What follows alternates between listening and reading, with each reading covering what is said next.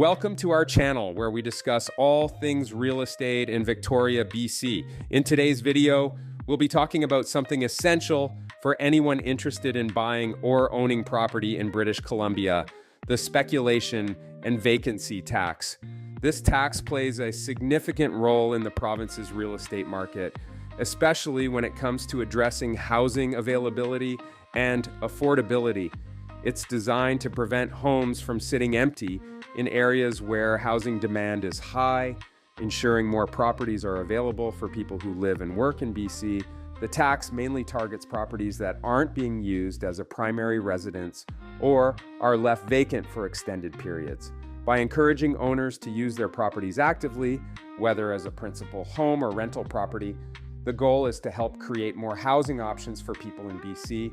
It also means that owners with foreign income or those living outside Canada contribute to the local tax system, aligning with BC's efforts to make homeownership more fair and accessible.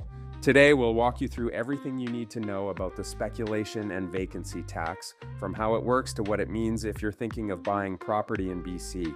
Let's dive in.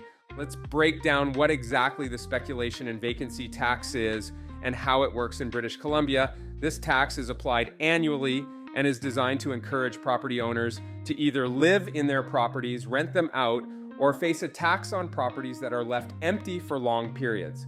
The idea is to turn these vacant homes into viable housing options for people who need them. The tax calculation is based on three main factors: how the property is being used, the residency status of the owner, and where the owner reports their income. If a property is primarily sitting unused, particularly by owners whose income is largely foreign or earned outside Canada, it's subject to this tax. The revenue generated goes directly toward funding affordable housing projects within the regions where the tax applies. An essential point to note is that this tax applies to certain designated areas in BC, such as the Metro Vancouver, Fraser Valley, and Capital Regional Districts, among others. So if you're considering buying a property in these areas, you'll want to understand whether the tax applies to you and how it might impact your costs. Let's also be clear, this tax is different from Vancouver's own empty homes tax and Canada's underused housing tax, which are separate taxes with their own rules. BC's Speculation and Vacancy Tax has its own specific criteria, and it requires annual declarations. So let's get into those next.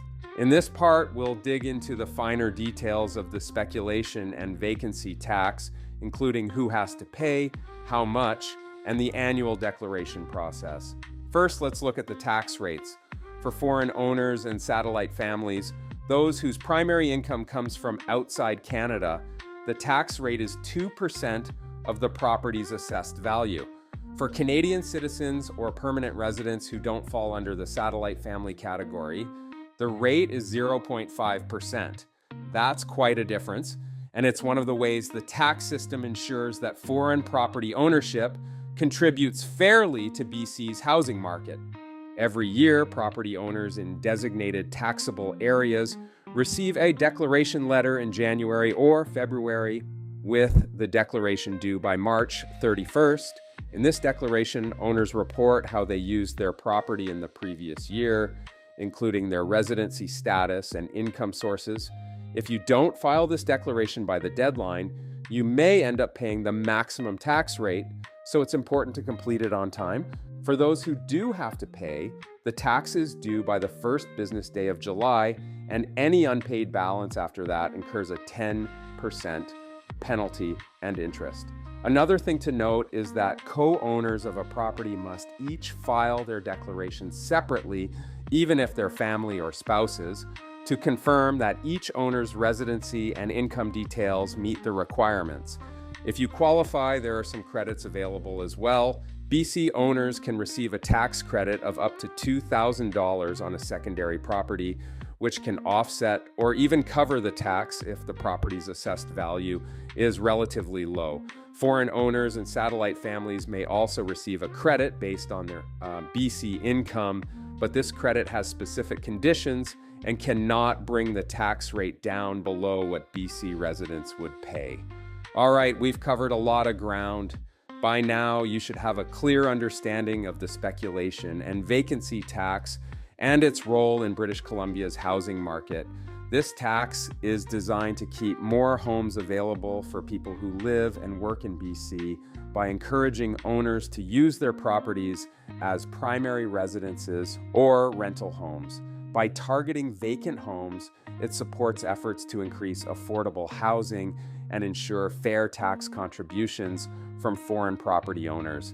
As a final note, remember that this video provides an overview for informational purposes. Property taxes and real estate laws can be complex and vary based on personal situations. For any specific legal or financial questions about the speculation and vacancy tax, always consider consulting a real estate lawyer or tax advisor who can help you understand how the rules apply to you and guide you based on your unique situation. Thank you for watching, and if you have any questions or comments, feel free to drop them below. We hope this helped make the speculation and vacancy tax a little easier to understand.